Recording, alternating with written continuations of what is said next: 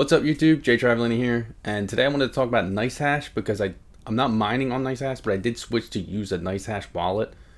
If you guys watched my video yesterday, you'll notice that I switched my P10690 rig back to ravencoin. So I was using the ravencoin wallet on Nicehash until they hit me with a huge fee. Now, in the large scheme of things, when I say huge, if we look at the price of it, the fee wasn't really pricey. But I'll show you the transaction in a little bit when we go into the computer to show you some things. And I'll show you what Nicehash is all about. Their big claim to fame is you can use it for free, but there's obviously fees involved. Nothing in this life is free, so I'll show you the fees. We'll go through different ones. There's fees for using their service, there's fees for withdrawals, and there's fees for deposits. So usually with deposits, I thought that they were just all free because you're just sending the money in, and then the fees were when you tried to do transactions or sell. Obviously, if you're doing transactions, I understand the fees because you're using their service. There's always some type of service fee, but I got hit with a pretty large fee.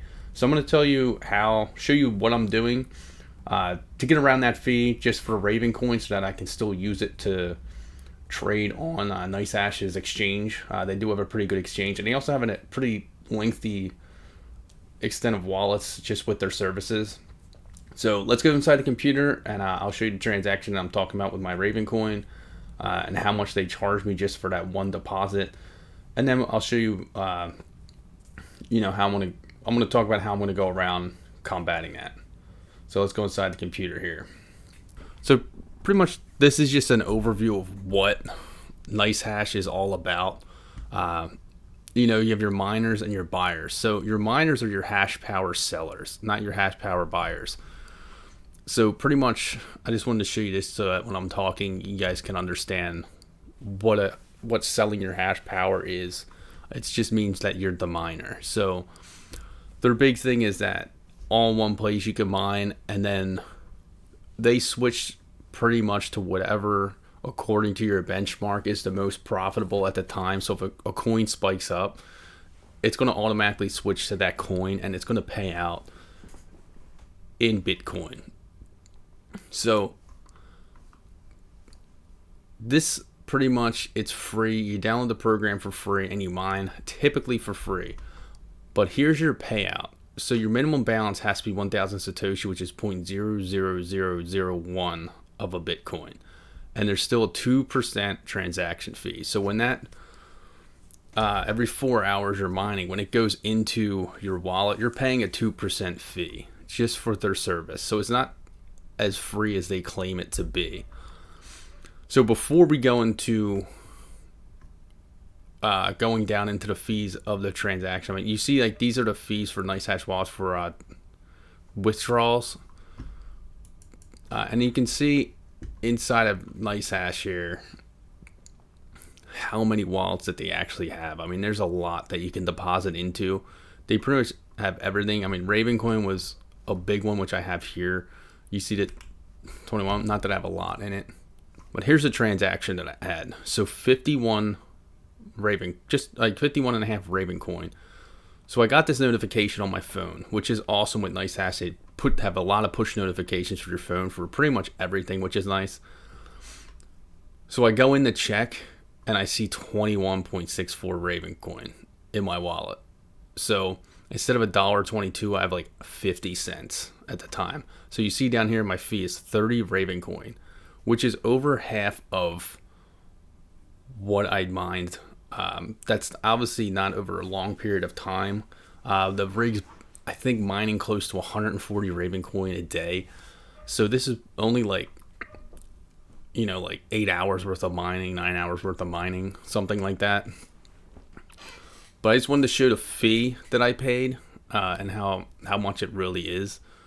And like I said, like all these wallets, so when you're mining, you can actually use Nicehash to hold a lot of coins that you mine. But let's go back to the fees here. So this is something I didn't look at, and I can link this in the description below this link.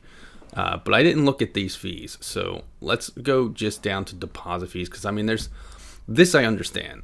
I understand withdrawal fees. You're using their service. Payer 0.5%. One nice thing is Coinbase, because I do use Coinbase. It's free for anything more than 0.0005 of a Bitcoin to send it to Coinbase, which is very nice because I do use Coinbase, and I have sent Bitcoin to Coinbase. And pretty much anything that I send out of Nicehash is usually in Bitcoin. I don't send any other coin really. I could transfer to Ethereum in a sense and then send that out, but there's also a 1% plus almost 0.02 of a Bitcoin or of an Ethereum that is going to go. So I'd much rather send it out in Bitcoin where it's free. I mean, that doesn't seem like a lot, but 0.02 is like a couple $100 right now. I guess 0.02 is not a couple hundred, but it's still a significant enough amount that it's not worth doing, in my opinion. Some people might say, oh no, that's worth doing because of the price of Ethereum right now. But you could always send your Bitcoin. I'd have to look at the fees of Coinbase for their service, but you can always send it out in Bitcoin and transfer it later. It might be cheaper in a sense. I'm not sure. I'd have to look at Coinbase's fees for using their services. But let's go down to, their deposit fees. So this is when you're using the wallet. So this is what you have to be careful of.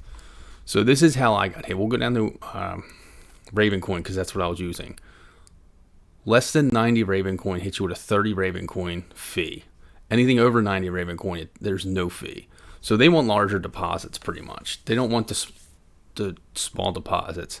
So I am mining ravencoin on 2 miners, and their minimum to deposit out, and they deposit out every 2 hours, is when they send your whatever you mined, is 50 ravencoin. So every couple times a day, it would be sending me, anywhere between 51 to 53 ravencoin.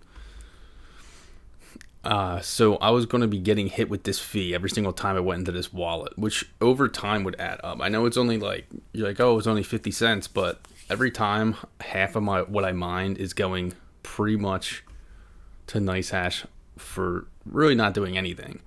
They really want the larger deposits so that you use their exchange to get the fees in that sense.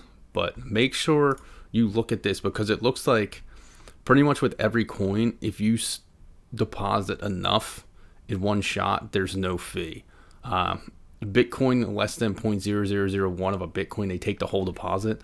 And then you see between that and 0.005 of Bitcoin, they charge it at 0.0001. But anything more than 0.005, there's no fee. That's when you're depositing. So if you're using an ASIC miner to mine Bitcoin, depositing the Nicehash, that's when you get hit with that fee. Now, if you're using that ASIC miner on Nicehash, you're going to get hit with that 2% fee I talked about earlier, no matter what, every time it deposits to your wallet. But make sure you check this chart out, because I know, especially on Ethermine's website, you can actually change your threshold for when it's going to deposit out what you mined. On 2 miners, I tried looking for that, and I didn't see a spot to do that. So this is what I'm doing with my ravencoin. I have a T0 wallet for ravencoin that doesn't charge me for my deposits. So I'm going to deposit there, and I changed my flight sheet in HiveOS so that it uses that wallet instead.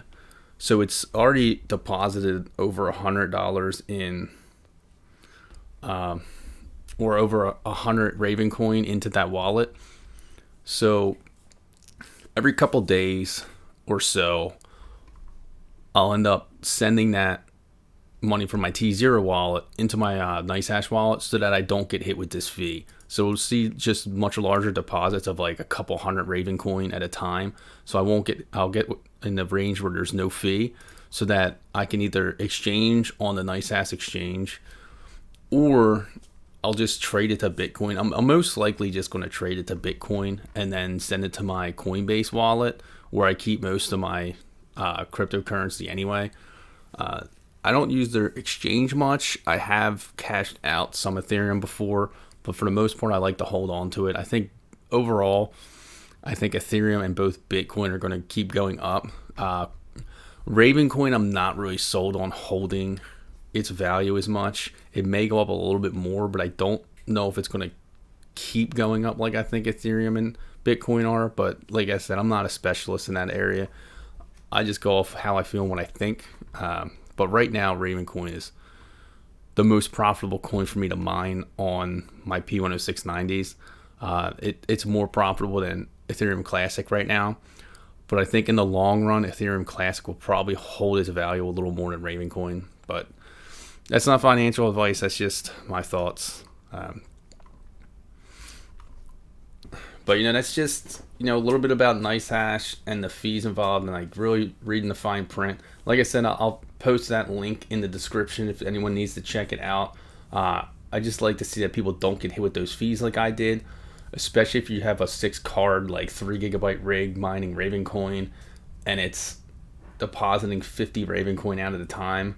To lose like over half of what you've mined and what you've put the work in to do, it's just not a good feeling. I was pretty bummed out when I saw that. So that's my fix to it. I mean, I just use T0, or you can use another wallet that has no fees, and then you can always transfer it in like I'm doing.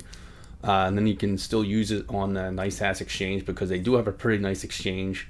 But if you are in the States, you do have to use a VPN to use their exchange. If you're overseas, though, you should be able to use it with no problem.